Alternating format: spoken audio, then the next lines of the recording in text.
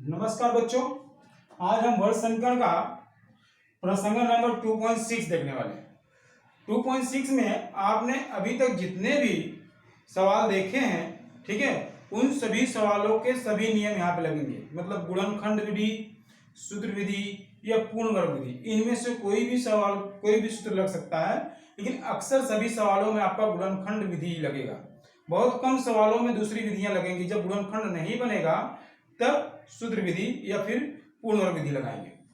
अब यहाँ पे आपका सवाल जो है वो एप्लीकेशन बेस पे है। एप्लीकेशन मतलब जो आपके जीवन में उपयोगी आने वाले उपयोगी सवाल होते हैं, उपयोजन वाले सवाल होते हैं, उन सवालों को लेकर। जैसे ये गिनती इस गिनती से इतनी बड़ी है, इतनी छोटी है, इतना गुना है, इतना कम गुना है, इस तरह की चीजें जब दी गई होंगी तब हम उसको बोलते हैं उपयोजन बेस पे सवाल दिया गया, मतलब एप्लीकेशन बेस्ड सवाल बोला जाता है। ठीक है, तो यहाँ पे आपके पास 2.6 में आज देखने वाले हैं हम। 2.6 के जिसके पास भी सवाल नहीं है, आप एक बार फोटो ले लीजिए इस सवाल के सभी के और सही से आप इसको पढ़ लीजिएगा। ठीक है,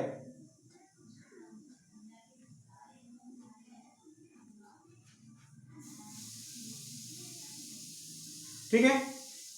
तो अब यहां पे हम आते हैं पहले नंबर सवाल में। पहले नंबर सवाल में आपके पास दिया गया है प्रगति की 2 वर्ष पूर्व और 3 वर्ष बाद की आयु का गुणनफल 84 है। प्रगति की 2 वर्ष के पूर्व और 3 वर्ष के बाद की आयु। अब प्रगति की क्या आयु है हमको पता नहीं है, तो हम मान लेंगे पहले नंबर सवाल में, माना प्रगति की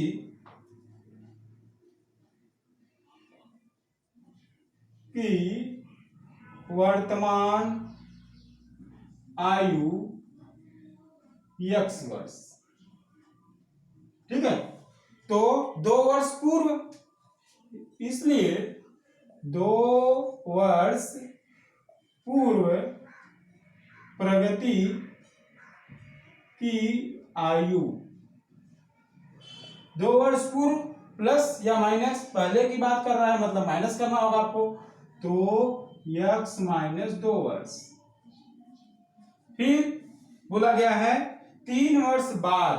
3 वर्ष बाद मतलब 3 वर्ष बाद प्रगति की आयु।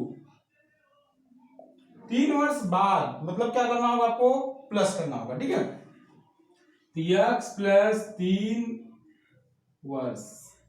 अच्छा, आयु का गुणनफल 84 है। अगर आयु का गुणनफल 84 बोला गया है तो हम बोलेंगे प्रश्नानुसार में आपके पास इन दोनों का गुणनफल बोला गया 84। x माइनस 2 x प्लस 3 बराबर 84। ठीक है, अब इस ब्रैकेट को ओपन करेंगे। ब्रैकेट को खोलना मैंने आपको बताया है पहले। तो अब हम यहां पे ब्रैकेट को ओपन करना चाहते हैं। ब्रैकेट को ओपन करना आपको बताया गया है पहले, कैसे करना है। नहीं आता तो एक बार देख लो कि इस x का गुणा इस कोष्टक के साथ करना चाहेंगे, फिर इस माइनस 2 का गुणा फिर से इस कोष्टक के साथ करना चाहेंगे। कहने का मतलब ये है, ये व्यक्ति, 2 लोग बाहर से आए थे, ये घर में पहले से 2 लोग हैं, ये जो दोनों व्यक्ति आए हैं दोनों से मिलेंगे। तो पहला व्यक्ति इन दोनों से मिला, इसके लिए ऐसे लिखा, दूसरा व्यक्ति इन दोनों से मिला, इसके लिए इसको ऐसे लिख दिया। अब ब्रैकेट जब ओपन करूंगा तो यहाँ पे गुणे का चिन्ह है, x गुणे x हो जाएगा x का वर्ग plus 3x minus 2x minus 6 बराबर 84। अच्छा, अब x का वर्ग ये सजाती है, एक प्लस में है एक माइनस में है, तो क्या हो जाएगा, घट जाएगा। तो घटेगा कितना आएगा, प्लस x माइनस 6, इस 84 को इधर ले लेता हूं, माइनस 84 बराबर 0। अब यहां पे ये दोनों माइनस में है, जुड़ जाएंगे, x का वर्ग प्लस x माइनस 90 बराबर 0। अब ये इसका क्या करेंगे हम, गुणनखंड। गुणा करने पे 90 आना चाहिए और घटाने पर 1। ठीक है, तो 90 किस किस के पहाड़े में आता है आप सोच लो। 15 छक्का 90, 10 9 90, ठीक है, 30 तिया 90, ठीक है। इस तरह से बहुत सारे होते हैं, जो भी आपके पास होंगे उनको सोच लेना। फिर उसके बाद अब इसमें से घटा करके देखना है, घटाते समय बड़ी गिनती में से छोटी गिनती को हमेशा घटाना, ठीक है। तो 15 में से 6 गया, 15 में से 6 गया तो आपके पास कितना बचेगा, 9 नहीं चलेगा। 10 में से 9 गया, 1 बचा, ये हमको लगेगा, ठीक है। तो ये लगेगा तो इसको लिखेंगे x का वर्ग प्लस 10 माइनस 9 x माइनस 90 बराबर 0। तो x का वर्ग plus 10x minus 9x minus 90 बराबर 0, ठीक है। अब इन दोनों में से हम क्या करेंगे, कॉमन ले लेंगे। जब कॉमन लेंगे तो कैसे हो जाएगा, x बाहर आएगा तो x प्लस 10 माइनस 9 बाहर आएगा तो x प्लस 10। यहां पे प्लस क्यों हो गया, क्योंकि यहां पे मैंने माइनस ले लिया है। अगर माइनस ले लिया तो चिन्ह बदली हो जाएगा, दोनों कोष्टक सेम हो गए। x प्लस 10 x माइनस 9 बराबर 0, ठीक है। तो x प्लस 10 बराबर 0 या x माइनस 9 बराबर 0। अब यहां पे x बराबर माइनस 10 या x बराबर 9 हो गया। तो आपको क्या करना था, आयु निकालना था, लेकिन यहाँ पे आयु तो माइनस में मिल गई आपके पास, ठीक है। जब आयु माइनस में मिल गई है तो आयु तो ऋणात्मक होता नहीं, इसके लिए कैंसिल हो जाएगा और ये आंसर होगा। तो लिखेंगे आयु ऋणात्मक नहीं होती, इसके लिए x बराबर माइनस 10 नहीं होगा, ठीक है। इसलिए x बराबर 9। प्रगति की वर्तमान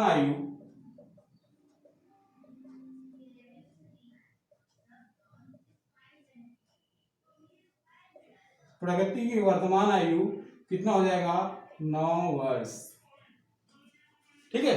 तो इस तरह से हमने पहले नंबर सवाल को देखा और फिर अब अगला सवाल हम देखना चाहते हैं।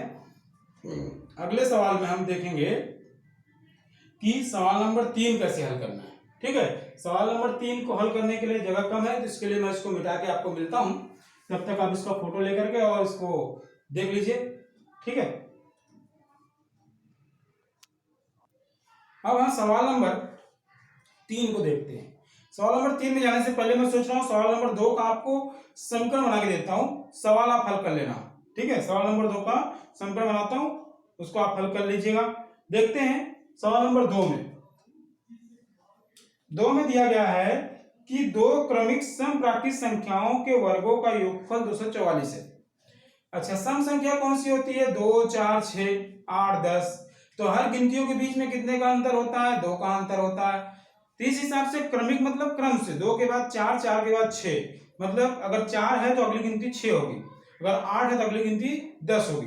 तो इस हिसाब से अगर पहली गिनती में x लेता हूं तो दूसरी गिनती मुझे कितना लेना पड़ेगा, x प्लस 2 लेना पड़ेगा, ठीक है। तो मान लेता हूं, माना पहली सम प्राकृत संख्या x, तो दूसरी समप्राकृत संख्या क्या हो जाएगा, x प्लस 2 हो जाएगा, ठीक है। अब बोला गया है दो क्रमिक समप्राकृत संख्याओं के वर्गों का योगफल 244 है। दो समप्राकृत संख्या मिल गई, अब इसके वर्गों का योगफल बोला गया। अगर वर्गों का योगफल बोला गया है तो प्रश्नानुसार कर देंगे, वर्ग करेंगे, पहली संख्या का वर्ग प्लस x प्लस 2 का वर्ग बराबर 244, ठीक है। तो x का वर्ग प्लस, इसमें सूत्र लगाएंगे कौन सा, a प्लस b के वर्ग का सूत्र लगा देंगे। क्या होता है, a का वर्ग प्लस 2ab प्लस b का वर्ग, तो यहाँ पर हो जाएगा x का वर्ग प्लस 2 गुणे x गुणे 2 प्लस 2 का वर्ग बराबर 244। तो x का वर्ग जुड़ जाएगा 2x का वर्ग प्लस 4x प्लस 4 बराबर 244। 244 उधर ले लेते हैं। 2x का वर्ग प्लस 4x प्लस 4 माइनस 244 बराबर 0। 2x का वर्ग प्लस 4x माइनस 240 बराबर 0। सब में 2 से भाग जाएगा।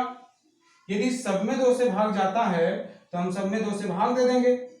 भाग देंगे तो हमारे पास कितना मिलेगा? आपके पास x का वर्ग प्लस 2x, x का वर्ग प्लस 2x माइनस 120 बराबर 0। 2 से भाग देने पर, ठीक है। अब इसके बाद आपको गुणनखंड करना होगा। गुणनखंड करते समय गुणा करने पे 120 और घटाने पे 2 तो ढूंढ लेना आप, ठीक है। ढूंढ करके आप इसको आगे हल कर लेना, आ जाएगा। चलो अब आते हैं सवाल नंबर 3 पे। सवाल नंबर 3 में बोला गया है मधुसूदन के संतरे बगीचे में आड़ी कतार में पेड़ों की संख्या खड़ी कतार में पेड़ों की संख्या से 5 गुना अधिक है। आड़ी कतार और खड़ी कतार। आड़ी कतार ऐसे होता है, खड़ी कतार ऐसे होता है, ठीक है। अब आड़ी कतार में पेड़ों की संख्या खड़ी कतार में पेड़ों की संख्या से 5 अधिक है, तो यदि संतरे के बगीचे में कुल 150 पेड़ हैं तो आड़ी तथा खड़ी कतार में पेड़ों की संख्या कितनी होगी, इसको ज्ञात करना है आपको, ठीक है। तो आड़ी कतार में पेड़ों की संख्या कितनी है? x। तो माना खड़ी कतार पहले दिया गया है, आड़ी कतार पेड़ों की संख्या खड़ी कतार पेड़ों की संख्या से 5 अधिक है, तो हमको पहले किसको मानना पड़ेगा? खड़ी कतार को, ठीक है। क्योंकि खड़ी कतार का पता चलेगा तो ही हम आड़ी कतार को बता पाएंगे। तो मान लेंगे, माना खड़ी कतार में पेड़ों की संख्या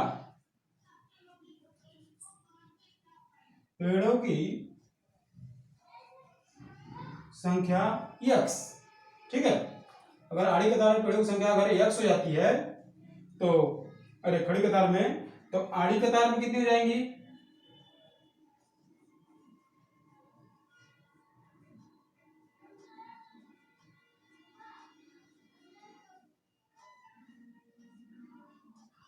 इसका 5 गुना बोला गया ना, जब इसका 5 गुना बोला गया है तो 5x हो जाएगा,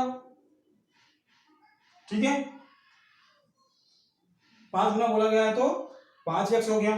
अच्छा, अब उसके बाद बोला गया कुल पेड़ों की संख्या ज्ञात करो।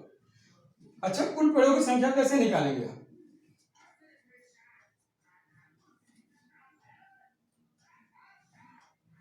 यदि संतरे के बगीचे में कुल 150 पेड़ हैं तो आड़ी और खड़ी कतार में पेड़ों की संख्या कितनी होगी?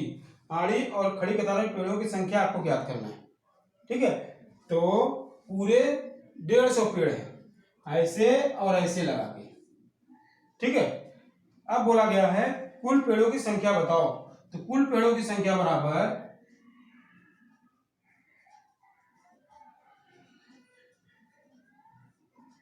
क्या हो सकता है? मान लो आपके पास ऐसे 3, 1 2 3 है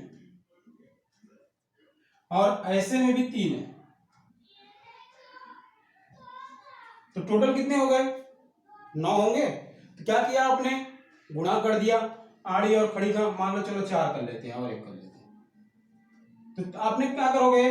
3 गुणे 4 या 4 गुणे 3 कितना हो गया? 12। टोटल 12 पेड़ होने वाले आपके पास, ठीक है। 1 2 3 4 5 6 7 8 9 10 11 12, तो आप गुणा करके पेड़ को ज्ञात कर लोगे। वैसे ही अब यहाँ पे आपके पेड़ों की संख्या x है और 5x है, तो कुल पेड़ निकालना ना तो क्या लिखेंगे हम? x गुणे 5x। अच्छा, x गुणे 5x दे दिया गया है, तो ये हो गया आपके पास कुल पेड़ों की संख्या, ठीक है। जब कुल पेड़ों की संख्या मिल गई तो उसके बाद रुको, आपके पास बोला गया है, अच्छा एक मिनट, खड़ी कतार में पेड़ों की संख्या कितनी है? 5 अधिक है। आड़ी कतार में क्या हो जाएगा? गुणा नहीं होगा, आपके पास प्लस होगा, प्लस यक्स हो जाएगा। ठीक है, तो कुल पेड़ों की संख्या में आपके पास क्या करेंगे? 150 दिया गया आपके पास, कुल पेड़ों की संख्या में आपको 150 दिया गया है। अब उसके बाद क्या करना है? प्रश्नानुसार चलते हैं।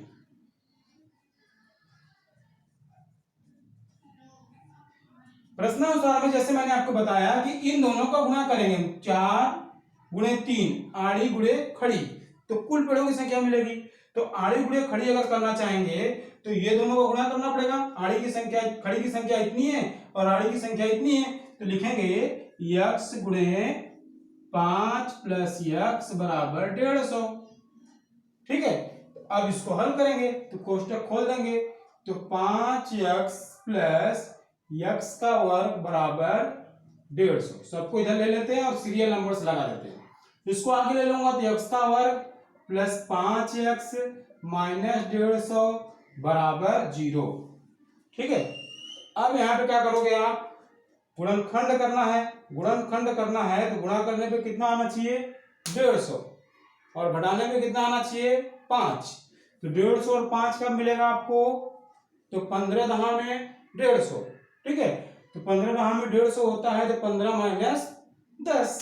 ठीक है, तो यक्स का वर्ग प्लस 15 माइनस 10 यक्स माइनस 150 बराबर 0। यक्स का वर्ग plus 15x minus 10x minus 150 बराबर 0। इसमें से कॉमन निकालोगे तो x कॉमन निकलेगा, x plus 150 minus 10 x plus 150 बराबर 0। अब दोनों कोष्टक बराबर हो गया आपके पास, तो x प्लस 150 x माइनस 10 बराबर 0, x प्लस 150 बराबर 0 या x माइनस 10 बराबर 0। x प्लस 15 150 नहीं है, x प्लस 15 बराबर 0, x माइनस 10 बराबर 0, तो x बराबर माइनस 15 और x बराबर प्लस 10। अब फिर से वही कारण आएगा, पेड़ों की संख्या जो है ऋणात्मक नहीं होती है। अगर पेड़ों की संख्या ऋणात्मक नहीं होती है तो ये माइनस वाला निकल जाएगा। पेड़ों की संख्या ऋणात्मक नहीं होती है, इसके लिए x बराबर माइनस 15 नहीं होगा, इसलिए x बराबर 10। ठीक है, तो बोला गया है आड़ी कतार में पेड़ों की संख्या बताना है, तो आड़ी कतार में पेड़ों की संख्या निकालना है। तो ये किसका है? ये खड़ी कतार का है। तो खड़ी कतार में पेड़ों की संख्या, आड़ी कतार दोनों निकालना है। तो लिखेंगे खड़ी कतार में पेड़ों की संख्या बराबर 10। खड़ी कतार हो गया। आड़ी कतार में पेड़ों की संख्या 10 प्लस 5 या फिर 5 प्लस यक्स 5 प्लस 10 बराबर 15 पेड़। ठीक है, तो इस तरह से हमने क्या किया? पेड़ों की संख्या को ज्ञात कर लिया। ठीक, तो यहाँ पे हम कितने सवाल देख लिया हमने? 3 सवालों को देखा लगभग। यहाँ पे जब ऋणात्मक गिनती आएगी तो लिख देना प्राकृत संख्या ऋणात्मक नहीं होती है। प्राकृत संख्या कौन सी होती है? 1 2 3 4 होती है। ठीक है, तो प्राकृत संख्या ऋणात्मक नहीं होती है, यहाँ पे आएगा। ठीक, अगर माइनस में आंसर आता है तो। ठीक है, तो इस तरह से हमने ये 3 सवाल देखे हैं। फिर अगले के लिए हम अगले वीडियो में मिलते हैं। ठीक है, धन्यवाद।